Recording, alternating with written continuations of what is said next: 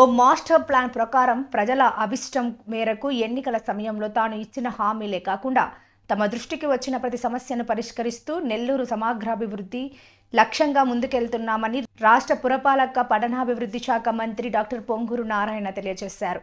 ఈ సందర్భంగా రాష్ట్ర పురపాలక పట్టణాభివృద్ధి శాఖ మంత్రి డాక్టర్ పొంగూరు నారాయణ మాట్లాడుతూ ప్రజల అభిష్టం మేరకు ఓ మాస్టర్ ప్లాన్ ప్రకారం నెల్లూరును సమగ్ర అభివృద్ధి చేస్తానని మాటిచ్చారు. డివిజన్లలో పర్యటించినప్పుడు కొన్ని ప్రాంతాలు బాగుంటే మరికొన్ని ప్రాంతాలు అపరిశుభ్రంగా ఉన్నదని గుర్తించామని తెలిపారు.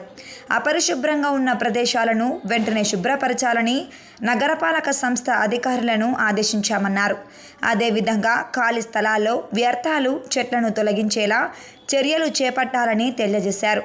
దోమల వృద్ధికి అపరిశుభ్రత ప్రదేశాలే కారణమని, అలాంటి ప్రదేశాలను శుభ్రంగా ఉంచుకోవడం ద్వారా నెల్లూరు ప్రజలకు పరిశుభ్రమైన వాతావరణాన్ని అందించే అవకాశం ఉంటుందని తెలిపారు. గత ప్రభుత్వంలో అవగాహన లేకుండా కాలువల నిర్మాణం వల్ల ఎందుకు ఉపయోగపడని పరిస్థితి ఏర్పడిందన్నారు. గతంలో వారు నిర్మించిన డ్రైన్లకు కంటిన్యూషన్ లేకపోవడంతో ఆయా ప్రదేశాల్లో అపరిశుభ్ర వాతావరణం ఉంటుందని చెప్పారు. 3వ డివిజన్ 4వ డివిజన్లో ఈరోజు దాన్ని కమిషనర్ గారు, హెల్త్ ఆఫీసరు, ఈఏలు, డిఏలు, ఎలక్ట్రికల్ డిపార్ట్మెంట్ అందరం మార్నింగ్ నుంచి యాక్చువల్గా 6 o'clock నుంచి 3, 4 డివిజన్లు తిరుగుతున్నాం. కొన్ని ప్రజా సమస్యలు యాక్చువల్గా వాళ్ళు తిరగడం జరిగింది. మెయిన్గా ఒకటి క్లీనినెస్ కొన్ని ఏరియాలో బాగానే చేస్తున్నారు. కొన్ని ఏరియాస్లో అంటే కొద్దిగా ఇంటీరియర్ ఉండే ఏరియాలో ఇప్పుడు డెవలప్మెంట్ అవుతున్న ఏరియాలో చేయలేదు. ఇప్పుడే చెప్పాను హెల్త్ ఆఫీసర్కి రేపటికల్లా క్లీన్ చేయమని. అయితే కొన్ని ఏరియాలో డ్రైన్స్ ఇంకా పూర్తి కాలేదంటే అసలు ప్లాన్ చేయలేదు గతంలో. ఆ డ్రైన్స్ని ఇప్పుడు డిపార్ట్మెంట్ వాళ్ళు చెప్పాను. ఆ డ్రైన్స్ని ఒక 1 week లోపల లెవెల్స్ ఫస్ట్ లెవెల్స్ తీసుకోవాలి. అంటే అంతకుముందు ఎలా చేస్తున్నారంటే ఎక్కడ డ్రైన్ అడిగితే అక్కడ డ్రైన్ కట్టేశారు. ఫర్ ఎగ్జాంపుల్ మనం ఉండే రోడ్లో ఆ పక్క డ్రైన్ అడిగితే డ్రైన్ కట్టేశారు. దానికి కంటిన్యూషన్ అలా డ్రైన్ లేదు, దానికి బ్యాక్ సైడ్ లేదు. ఇలా డ్రైన్స్కి కంటిన్యూషన్ లేదు. జనరల్గా ఏంటంటే రోడ్డు వెడల్పుని బట్టి డ్రైన్ యొక్క వెడల్పు నిర్ణయిస్తారు. దాని ప్రకారం నుంచి అవన్నీ మళ్ళీ తీసిపోయి పెద్ద కెనాల్స్లో కలపటం చేయాలా. అలాంటి వ్యవస్థను ఇక్కడ చేయలేదు. అందుకే నేను చెప్పానంటే ఈ 3వ డివిజన్లో 4వ డివిజన్లో ఎక్కడైతే ఇంకా డ్రైన్స్ చేయలేదు వాటన్నిటికీ మాస్టర్ ప్లాన్గా చేయమన్నాను. ఫస్ట్ లెవెల్స్ తీసుకోమన్నా. లెవెల్స్ తీసుకొని ఏ రోడ్లో ఏ డ్రైన్ కట్టాలా, స్లోప్ ఏ డైరెక్షన్లో పోవాలనేది నిర్ణయించండి. ఇమీడియట్గా టెండర్లు పిలిచి అవన్నీ కూడా వెంటనే చేస్తామని చెప్పాను. అదేవిధంగా శానిటేషన్లో యాక్చువల్గా అంటే కొన్ని ఖాళీ స్థలాలు ఉన్నాయి, మధ్యలో ఖాళీ. ఇప్పుడు 3 అయితే ఎక్కువగా బిల్డింగ్కి మధ్య ఖాళీ స్థలాలు ఎక్కువ ఉన్నాయి. ఖాళీ స్థలాల్లో చెత్త చెదారం ఉంది. అక్కడంతా చెట్లు ఎట్టంటే మొలిచి ఉన్నాయి. ఆ చెట్ల మొలటలోనే దోమలు వస్తాయి. దోమలు వచ్చేది మెయిన్గా ఏంటంటే చెట్లను నీట్గా మెయింటైన్ చేసిన రావు. అలాగంటే చెట్లు వాటి మధ్యలో యాక్చువల్గా చెత్త చెదారం ఉన్నప్పుడు దోమలు ఎక్కువ వస్తాయి. దానికనే కమిషనర్ గారికి చెప్పాను ఇమీడియట్గా ఆ చెట్లన్నింటి క్లీన్ చేయమన్నాను.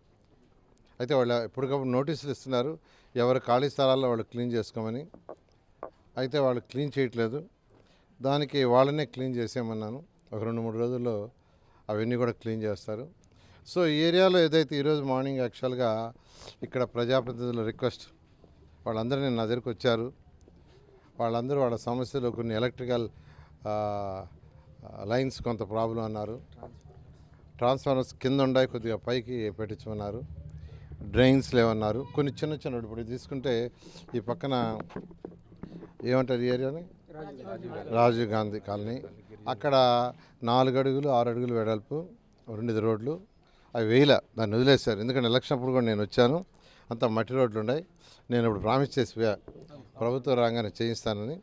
ఇప్పుడే ఇంజనీరింగ్ డిపార్ట్మెంట్కి చెప్పాను. వాళ్ళు ఎస్టిమేషన్ వేస్తారు. ఎస్టిమేషన్ వేస్తే ఆ వర్క్ అయితే ఒక 10 రోజుల్లో స్టార్ట్ చేస్తాం. ఆ లోపల ఏదైతే ఉందో అక్కడ కూడా డ్రైన్స్ ఫస్ట్ ప్లాన్ చేసి తర్వాత రోడ్లు వేయమంటున్నాను. డ్రైన్స్ ప్లాన్ చేసి, ఎందుకంటే డ్రైన్స్ చేయకుండా రోడ్ వేయటం, మళ్ళీ డ్రైన్ కట్టాలంటే మళ్ళీ దాన్ని కొట్టేయటం కట్టడం కాకుండా చేస్తున్న. ఈ విధంగా ఈరోజు 3, 4 అయింది. ఇంకోటి 5వ డివిజన్ కూడా యాక్చువల్గా విజిట్ ఉంది. అది కూడా యాక్చువల్గా విజిట్ చేసి అట్లా నేను డైరెక్ట్గా యాక్చువల్గా ప్రజలు వాళ్ళ సమస్యల్ని డైరెక్ట్గా ఇంటిమేట్ చేయమంటున్నాను.